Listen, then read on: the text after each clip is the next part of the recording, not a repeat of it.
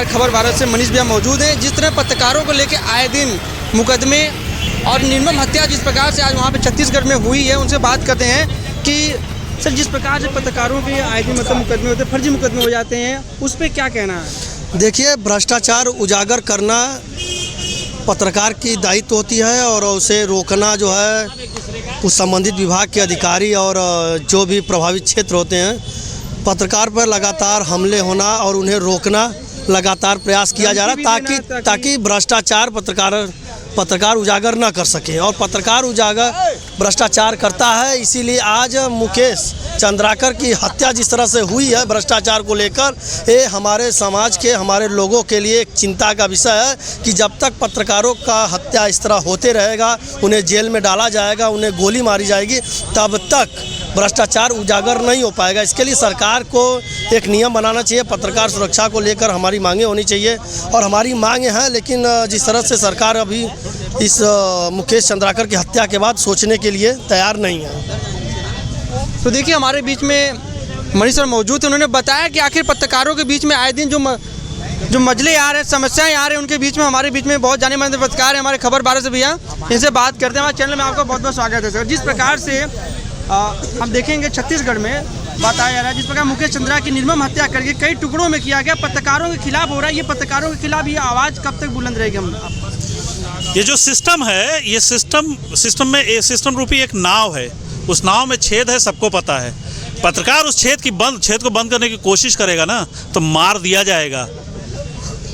जाएगा। ये पूरे सिस्टम में सबको पता है कि करप्शन कहाँ से हो रहा है, कैसे हो रहा है, और पत्रकार अगर आवाज़ उठाता तो उसको मार दिया जाता है। ये कब तक चलेगा? ये चीज़ें बर्दाश्त नहीं की जाएगी। हमारी ये मांग है कि पत्रकारों की सुरक्षा के लिए जो कानून पेंडिंग है उसको लागू किया जाए, और इस तरह की चीज़ें अगर हुई तो पत्रकार निश्चित तौर पे सड़कों पर आंदोलन करेगा। जिस तरह बताया जाए किसी को आईना दिखाते हैं, तो आज ऐसा हो गया पत्रकार अगर आईना दिखाता है, पत्रकार को आईना तोड़ दिया जाता है। अब क्या बताया जाए, पत्रकार अगर सच दिखाता है तो ऐसे ही मारा जाता है, धमकाया जाता है अधिकारियों के द्वारा, माफियाओं के द्वारा। कब तक चीज़ें ये चलेगी? ये सवाल है उस सरकार से, ये सवाल है उस सिस्टम से कि अगर चौथा स्तंभ ये पत्रकार अगर सही आवाज़ उठाता है, मार जाता है। अगर यही किसी नेता की हत्या हुई होती ना, तो घर पे बुलडोजर चल गया होता, पैर में गोली मार दी जाती। इसको क्यों नहीं मारी गई? क्योंकि सामने पत्रकार है। नहीं बात करना है, इस सरकार से बात ही नहीं करना, एकदम नहीं बात करना। आज का प्रोटेस्ट क्या रहा? श्रद्धांजलि सभा का आयोजन किया है। कम से कम हम लोग कुछ न कर पाए तो ये तो कर पाए, बाकी हमारे हाथ तो वैसे भी बहुत लोगों के हाथ तो काट दिए गए हैं, लिखने की ताकत बची नहीं है, और जो लिखेगा वो पागल ही कहलाएगा और वैसे ही मारा जाएगा बस। तो देखिए, हमारे बीच में आरिफ भैया खबर भारत से मौजूद है। जिस तरह उनका दर्द मैं समझ सकता हूँ, बोलते वक्त भी जबान जिस तरह से लगा। हमारे बीच में जाने माने पत्रकार, उनसे बात करते हैं। सर, जिस तरह पत्रकारों को आए दिन हत्याएं हो रही हैं और उनको दबाया जा रहा है और फर्जी मुकदमों में फंसाया जाता है, जिस तरह से खबर आवाज़ उठाते हैं, आवाज़ दबा दिया जाता है। आज मतलब जो शोक संदेश आप लोग यहाँ पे दे रहे हैं पत्रकार चंद्रिका का, और यहाँ पे समाज में जो क्या कहना चाह रहे हैं इस पर? हम कहना चाह रहे हैं कि सरकार इस पत्रकारों के मामले में एकदम निष्क्रिय है। पत्रकार जनता की आवाज़ उठाते हैं, जनता के लिए लड़ते हैं, और सबसे ज़्यादा शोषित और पीड़ित वही होते हैं। जब किसी के ऊपर कोई आरोप लगता है, किसी भ्रष्टाचार को खुलासा करते हैं, या उनके खिलाफ मुकदमे हो जाते हैं, या फिर उनको अगर नहीं माने तो जान से मार दिया जाता है। सरकार को कोई फ़र्क नहीं पड़ता कि पत्रकार मारे जाएं, लोकतंत्र का खंभा चौथा ध्वस्त हो जाए, इससे कोई फ़र्क नहीं पड़ता उनको।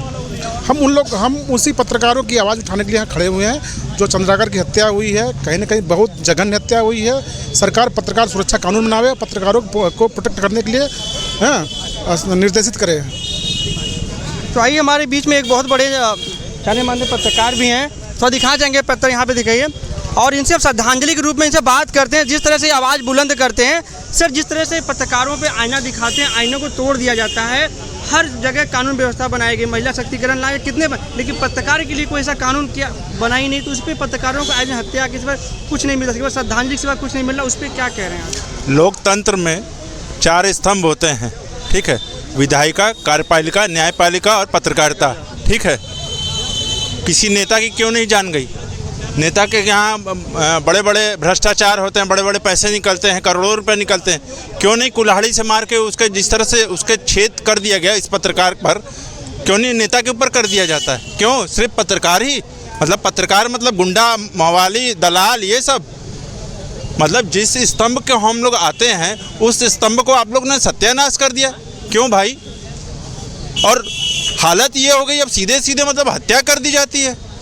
जो व्यक्ति अपना चप्पल पहन के पत्रकारिता कर रहा है, निष्पक्ष पत्रकारिता कर रहा है, और उसके बाद भी उसके ऊपर कुछ नहीं होता है और यहाँ बड़े बड़े बुलडोजर चले जाते हैं। तो मेरी बस यही मांग है, उस व्यक्ति को जिसने ये हादसा किया है, उस व्यक्ति का पूरे परिवार को, पूरा A to Z उसका पूरा परिवार का नामो निशान भी जाना चाहिए, ताकि ये संदेश दूर तक जाना चाहिए कि अगर आप अपराधी हैं तो बख्शा नहीं जाएगा। जिस तरह से मुख्यमंत्री योगी आदित्यनाथ बार बार नारा देते हैं कि अपराधियों को बख्शा नहीं जाएगा, उसी तरह हम चाहेंगे कि वो न्याय हो। और आज हम लोग कचहरी परिसर से हम लोग शांतिपूर्ण मार्च निकालने का प्रयास कर रहे हैं। तो जिस तरह के हर पत्रकार अपना कलम चलाते हैं, कलमों को तोड़ देते हैं, ऐसे मनचले माओवादियों को सरकारें क्या कर रही हैं, लोग क्या कर रहे हैं?